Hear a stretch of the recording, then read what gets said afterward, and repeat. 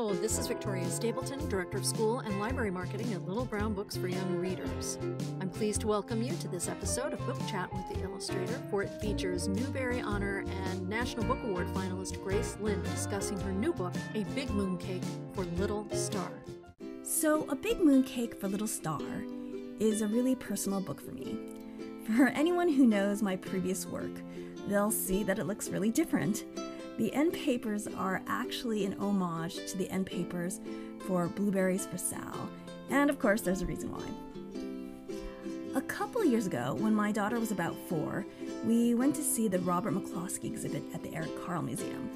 Now, my daughter loves ducks, and Make Way for Ducklings is one of her favorite books.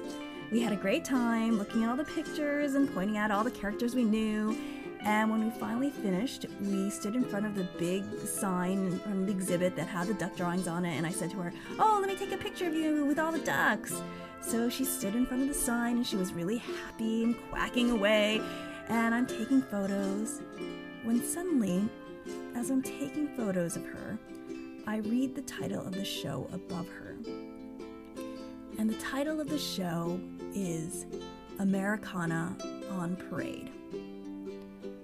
And suddenly, I felt this really sickening feeling, that real stereotypical pit at the bottom of your stomach feeling, because suddenly I'm realizing that I've walked through this whole exhibit.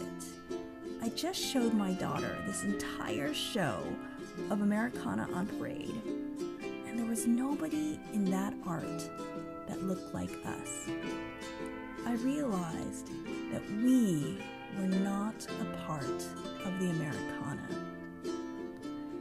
And this is something that really disturbed me, especially in these fraught political times. I remember coming back from that exhibit feeling so unsettled and going to my studio and trying to get to work. But on my desk was an art book that I'd put there for inspiration. It was a compendium of the art of Coles Phillips, an illustrator we had studied in art school, who was famous for this fade-away style of art, which were basically illustrations of beautiful women whose clothes faded away into the background. I had always admired the art style, which is why I had bought the book a long time ago. But the title of that book was The All-American Girl. And as I leafed through picture after picture of white women, I felt that same heartbreak. Because when you're a racial minority, who gets to decide if you are American enough? Who gets to be that all-American girl? Will my Asian American daughter get to be considered all-American? And why not?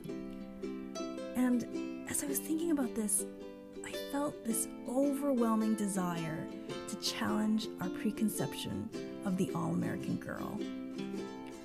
So I went back to the museum and I looked at that exhibit again. And while my daughter's favorite book is Make Way for Ducklings, it was Blueberry for Sal that I felt a real kinship to, especially the end papers. To me, the end papers kind of sum up that Americana that I wanted to be a part of. You know, it's like the idealized family life, you know, complete with the charming kitchen. And Robert McCloskey had used his daughter for his book, and by doing so, kind of centered her as the all-American girl. So I, using my own daughter in my book, I'm kind of trying to do the same. So you'll see that there's a lot of nods to Blueberry for Sal in the end papers. The bowl of blueberries, the dotted curtains, the mother and baby bear toys on the shelf that are also nods to the Ursa Major and Ursa Minor constellation. There's actually a lot of star constellation references hidden in the end papers. There's the spilled milk making the Milky Way, the Orion flower, the Big and Little Dipper, and the Seven Chinese Sister book because of the Seven Sister star constellation. But what I really wanted to capture from Blueberries for Sal was that same mother-daughter bond, that timeless love of family and of passing on traditions and skills, the things that actually go beyond race, or nationality. Because whereas all my past work has been my way of exploring the Asian part of my identity, I am now using my work to explore my American side. Before, the stories and the art I created were my way to claim ownership of my Asian heritage. Now, in a big mooncake for Little Star, I'm using it to claim my American birthright.